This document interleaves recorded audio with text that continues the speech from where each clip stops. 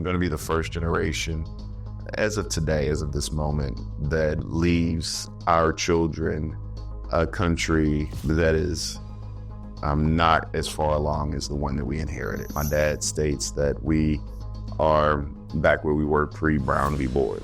We have the same rate of Black home ownership today that we had pre-Fair Housing Act of 1968, right? I mean, just as a very tangible metric. My high school in my hometown when I was graduating was probably 99% Black. Reading your book was a reminder of how many people treat Black people succeeding as a problem that needs to be solved. Bakari Sellers from South Carolina. We know that Black people in this country are 2 times more likely to be killed by law enforcement than their white colleagues. About the politics that impact Black people in America. Jarvis, Deberry. We're all living in the same place. We're all living in the same country. And so it behooves us, I think, to talk to each other. You write some of it in the book, just particularly how frustrating it has been just trying to keep your own family protected in this particular environment that we find ourselves in. We live in an environment, like if you take X, for example, Donald Trump is not the cause of any of this. And I'm trying to figure out what is the cause of it. So I blame Barack Obama for a lot of it. It has always been the Black conservative that Black people respect,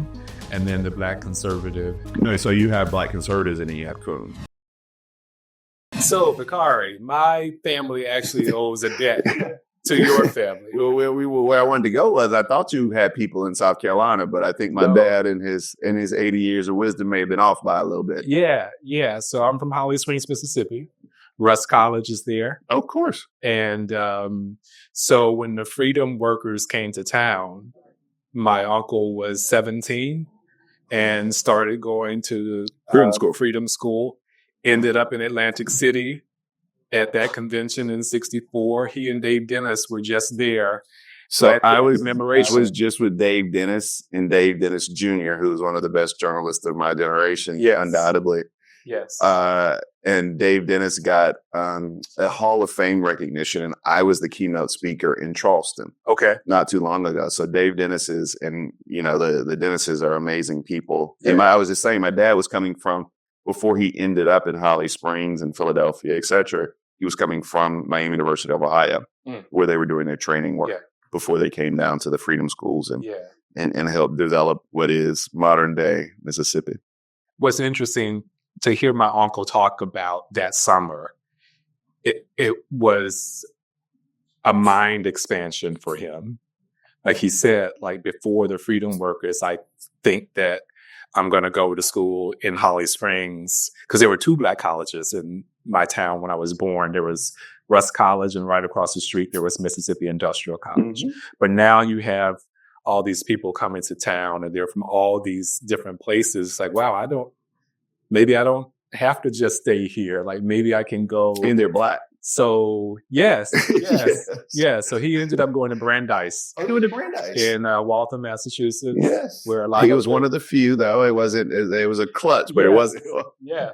They were definitely a minority at Brandeis. Yes. Just got an honorary doctorate from them this year for all of his protests there on campus at Brandeis. But I want to talk to you, you mentioned some of this in the book about the burdens, and I'm guessing also the blessing of being this generation after such a large civil rights activist as your father was.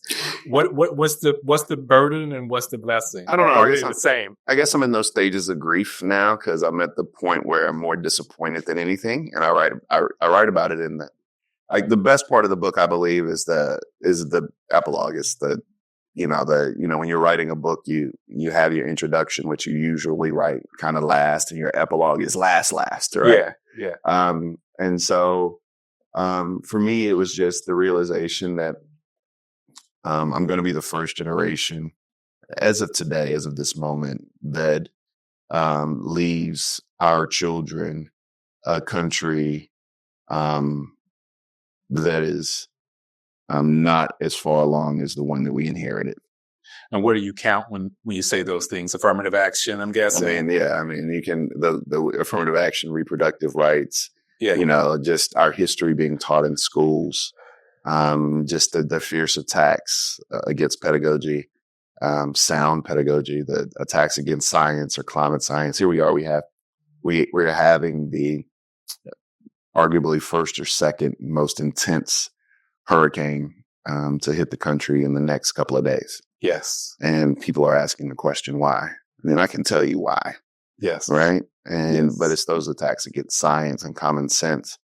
And it's just hard. I mean, if I always, at the beginning of the book, my dad, when you write a book, sometimes you have throwaway sentences that don't mean a lot to you, but they mean a lot to the reader and you don't catch it. One of those things that means a lot to the readers. My dad states that we are back where we were pre-Brown v. Board. And objectively, he's right, because we have the same rate of Black home ownership today that we had pre-Fair Housing Act of 1968, right? I mean, just as a very tangible metric. Yeah. And so being able to grow through those things and being able to see some elements of success is hard. And I guess I just turned 40 a couple of weeks ago. I guess what I have to do for the next 10, 20 years is make sure that we get out of those doldrums of disappointment and give our children something to hold on to. I share your frustration. Maybe mine is a bit deeper because, like you, I grew up a small town in the South in that generation after the Civil Rights Movement. And although there were some individual benefits to us, the promise of integration never came. No.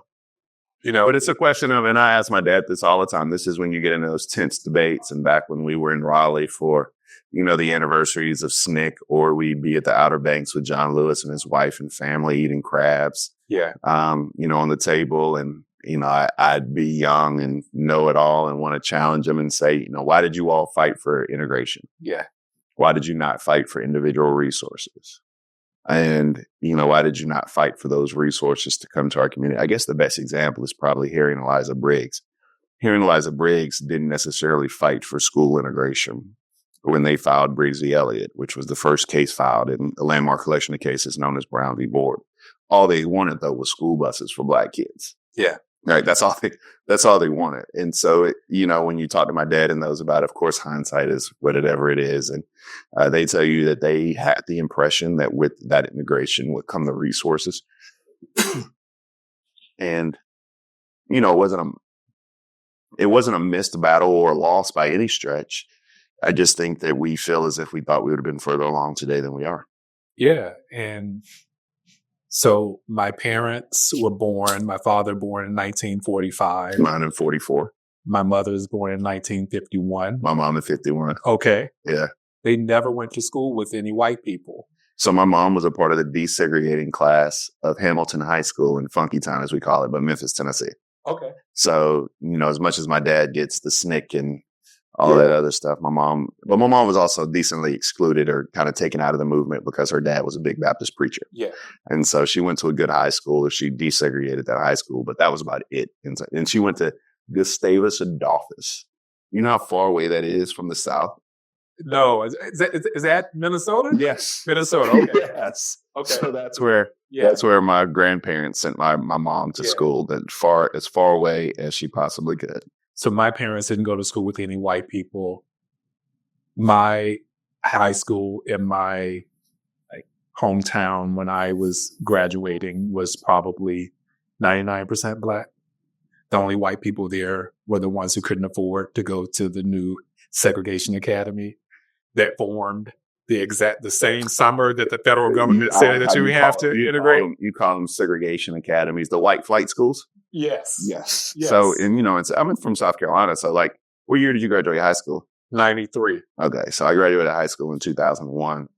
And in 2001, I went to an all Black school, Lawrenceburg Wilkinson High School. And most of the schools throughout the South that have those names are because you have dual names or because you combine schools. Right. Yeah. And so Orangeburg High School was the white school. Wilkinson was the Black school. And I went to Orangeburg Wilkinson, which was the combined school. But we had those white flight schools. They were just all named Andrew Jackson or Robert E. Lee or Jefferson Davis Academy, and you can kind of get the vibe of what those schools were. Yes. And I didn't see many white people in my high school. Very few, if any. I remind people often, I had like one or two. Mr. Trisecki was one of my favorite teachers. He taught me physics. But he might have been the only white teacher I had in high school. Wow. And then I went to Morehouse, where we went you gotta realize at Morehouse, you went entire weeks without seeing white folk, unless you went down to Emory or like off campus or whatever. Yeah. And so, I don't know. It was a very interesting matriculation, to say the least. When we talk about going backward, I'm glad that you mentioned science and education. And I wanted to ask you specifically about your daughter, Sadie. And I say that because I got a kidney transplant February 24th, 2020. So if it had been the next week, you wouldn't have been able to get it. They would have shut down all of the. Were you in the hospital during that time? I was in the hospital for like those 2 or 3 days, so this was the day before Mardi Gras, 2020, and if you'll remember, because it was national news, should the mayor have shut down Mardi Gras in 2020, et cetera, et cetera. So Mardi Gras was like the initial super spreader event in New Orleans. So it was the day before that I had the surgery. But coming out into a world after this surgery, after being prescribed these immunosuppressing drugs. How many are you on now? 3, including prednisone. So there's like Prograf, what they call it. So that's what she's on. So he's on the 0.5 mLs in the morning, and then Yeah. So to see people, when I am particularly vulnerable, acting as if wearing a mask or getting vaccinated is an offense, or religious offense, even like God didn't want us to put masks on our faces. Like, what scripture are you? And so I wonder.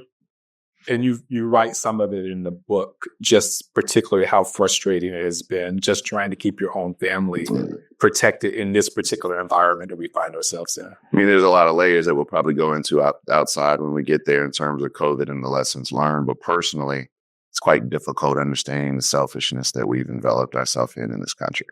Yeah. And the selfishness that has become Christianity. Yeah. Because I'm not sure that is the Christianity that I know. I may be wrong, but that's just never what I thought it to be. With Sadie, I remember wiping down groceries. Remember that time when you would go to the store and you'd wipe all your groceries down? That was a crazy time. Yes. But to have somebody who was 2 or 3 years old, who had more common sense than, some adults out there, and, wore her mask, and washed their hands and just did the simple things to ensure that not only was she healthy, but those around her were healthy. And her little brother did the same thing. But to see toddlers actually have that level of discernment and care, self-care, but also care and awareness.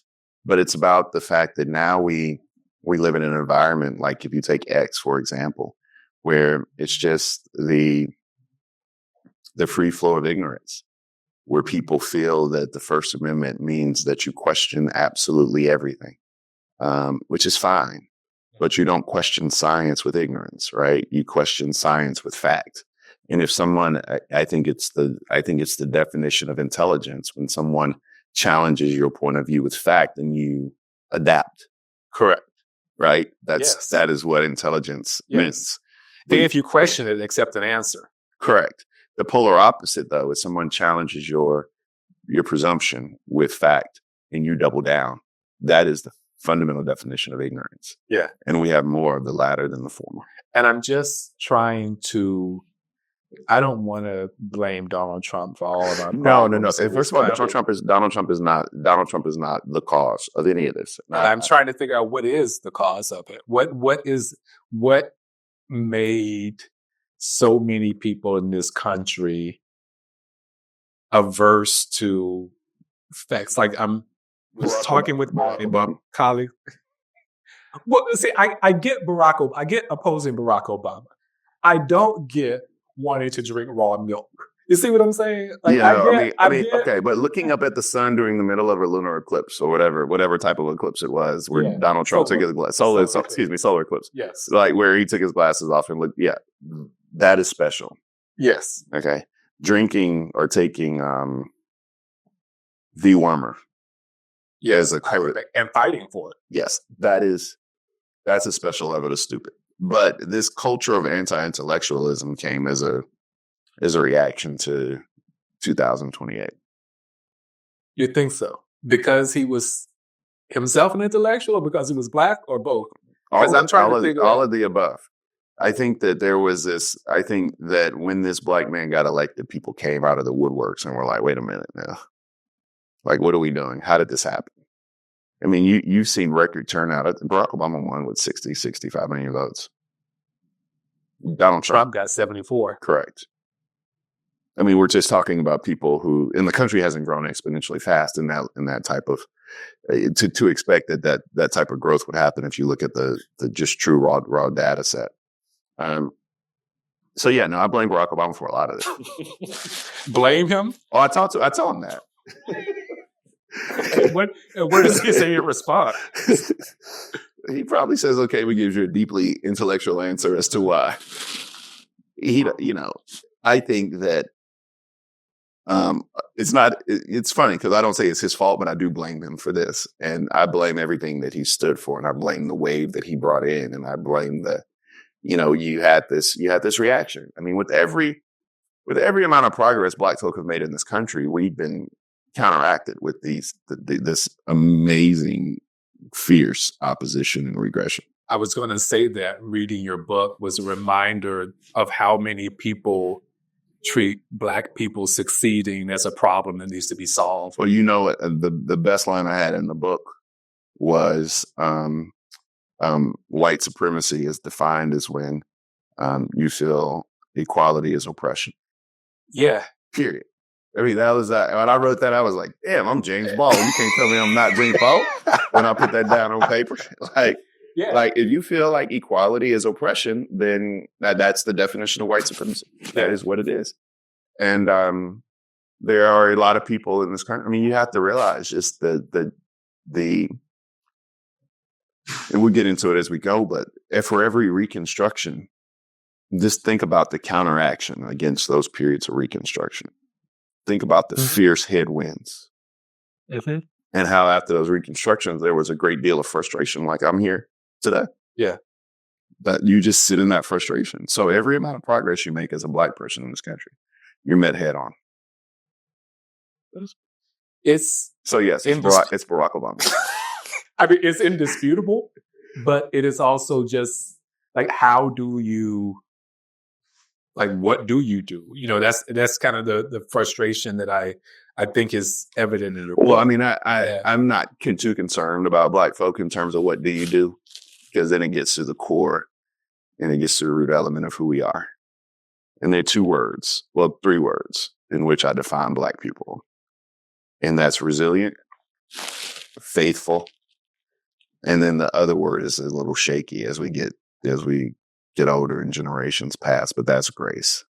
I'm a firm believer in that last word of grace, but we're very resilient. And when we're stripped of everything, we're always very faithful. Yeah. Always very faithful.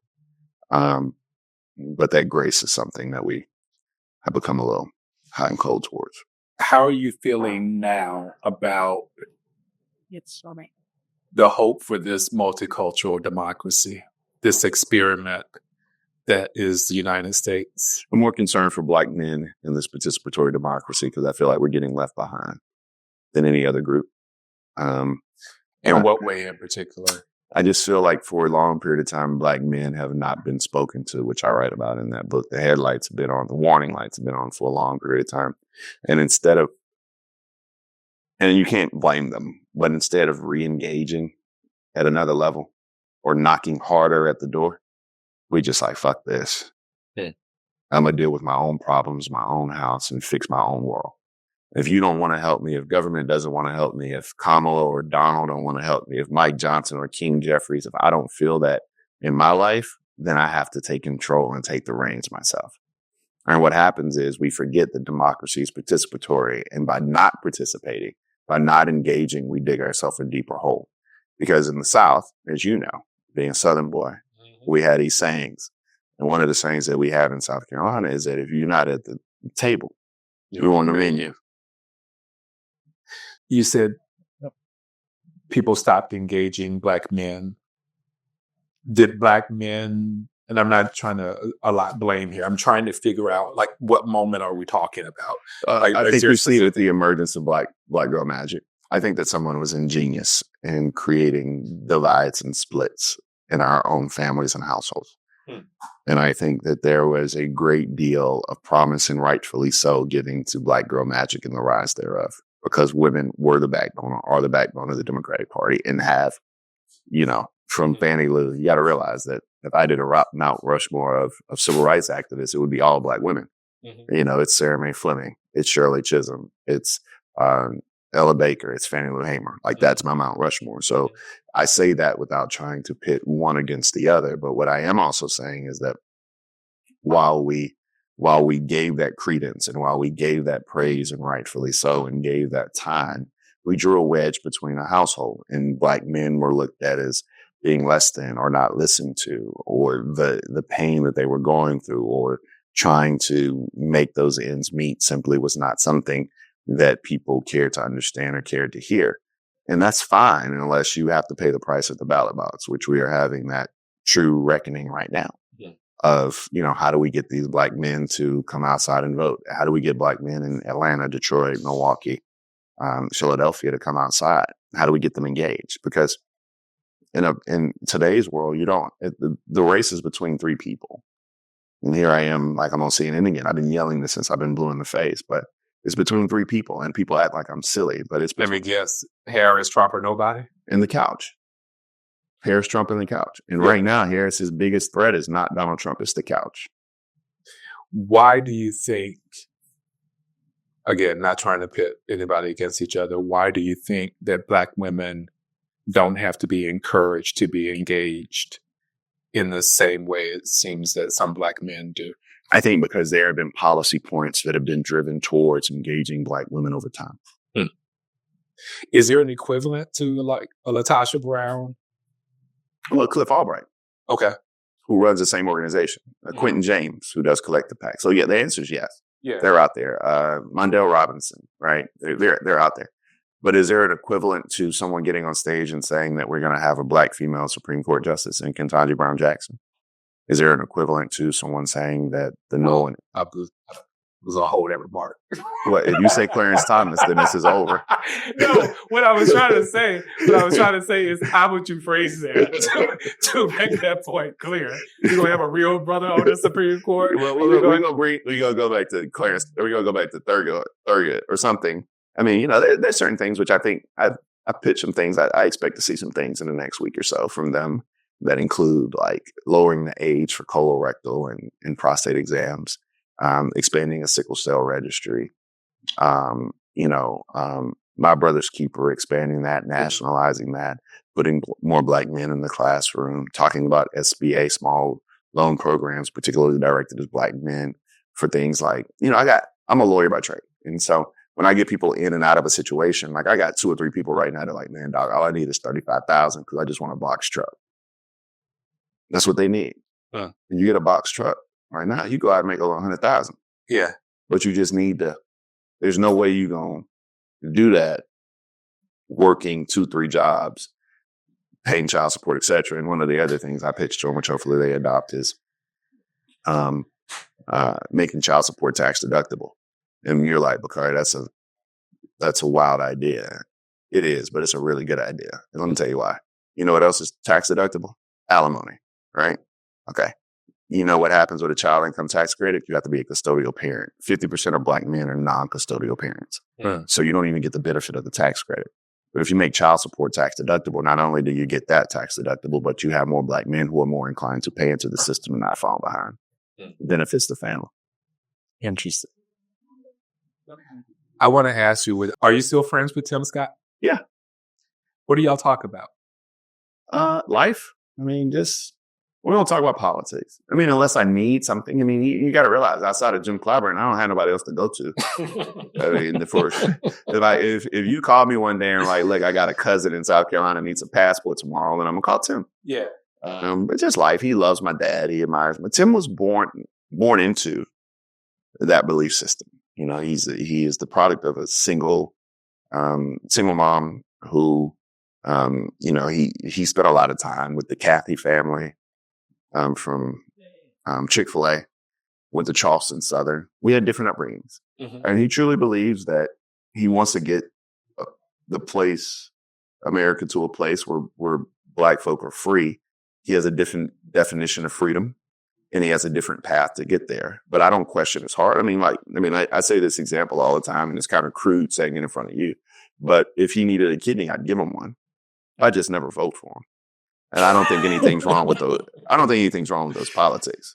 Like I fundamentally think that's where we need to be as a country. Yeah, it's interesting to me, and you mentioned some of them. I think there is, and has always been, the Black conservatives that Black people respect, and then the Black conservative that. No, so you have Black conservatives and then you have coons. Okay, if we're going to put it that way, those are like different. Those are different beings.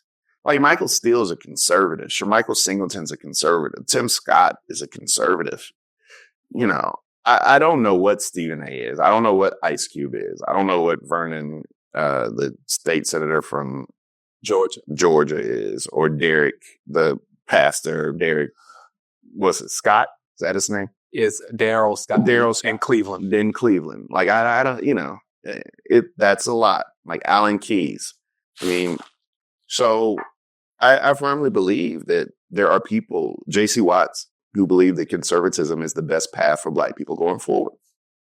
And if you believe that, then we can have some legitimate policy discussions and meet in the middle, because that is how America works. And that's healthy. Yeah. Tim Scott, I was in rooms with Tim Scott that I can talk about now, but about criminal justice reform, you know, and we didn't get there.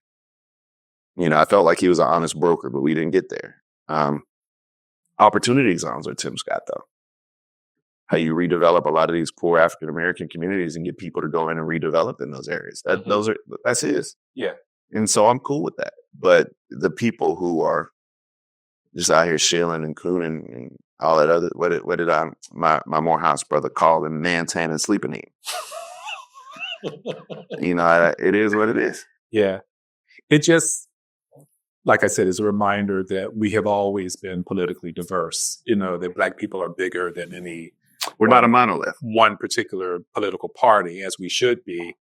But I'm just trying to figure out. And I think people, and I'm asking you about Tim Scott because I know that there are people who think that he's that other C word that you mentioned. And I've always kind of taken note of your willingness even now to say, no, that's my friend, and his heart is in the right place. I don't know. That's two things. One, it's about being from the South. And so in the South, you know, growing up in the South, and I'm sure, I don't know if you say it out loud, but your family probably oriented you to believe that those are some good white folk right there, right? You know, in your community, they may not be the most couth. They may vote for Satan, but those some good white folk. If you need something, they're there. They whatever, however, it is what it is. Or they're less bad. They're less bad, at least, right? And so, yeah, I mean, and then being in government, like I truly understood like conjunction junction, or like how a bill becomes a law, and being in the minority for 8 years while I was in the General Assembly and working with people like Tim Scott. Yeah, you know, and working with others who, you know, Glenn McConnell was the president pro tem of our Senate, and he had a Confederate memorabilia store. And we used to talk all the time. He helped me build a library in Denmark. I mean, he was my guy. Yeah. So work with who you can work with. Relationships matter in politics. What is your future in politics and in whatever field you want it to? I don't know the answer to that question. My anxiety kind of prevents me from answering what happens in 4 or 5 years. My mental health is one in which I can only live one day at a time. So I don't know. People ask me all the time about running for Congress, and I would love to today, I think. But I'm trying really hard to be a good husband. And I blame people who are slightly older than you and I for not teaching us how hard marriage is. There's an entire generation of men that did not. I join you in that blame. They did not teach us that, like, you can put marriage on your resume, that it's a full-time job. And being a father is just a thing. It's just watching them every day, having little people that depend on you being in their lives every day. It's a challenging task. And I'm trying to balance. But today I'm here in New Orleans, and tomorrow I'm in Baltimore with Angela Also Brooks, campaigning for her, doing a 1,000 Black Men for Also Brooks. And then Wednesday I'm in Minneapolis at a hearing for another young Black man who was gunned down by police. And so that's my life, a book stop, a campaign stop, a legal stop. Thursday I'm back home. Friday I'm home, and Friday night I go out to Oregon to help a young man who's running for Secretary of State and campaign with him in Oregon State. So, well, thank you, brother. Good to see you.